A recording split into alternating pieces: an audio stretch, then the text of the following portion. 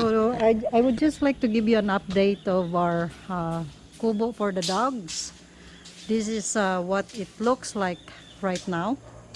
This is the third day of the build, and they actually have put up the roof a couple of days ago, and Tata is doing the flooring today, and we are hoping that he will finish this kubo today, and that's what he's doing now. He will try to finish the flooring today.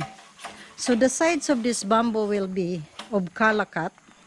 So three sides will be kalakat.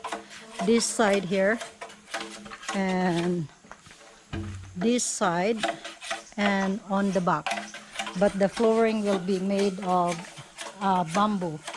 just like here. We actually put bamboo slats there so that it doesn't get very hot. So that's it for now, guys. We just like to update you on our Bahay Kubo progress.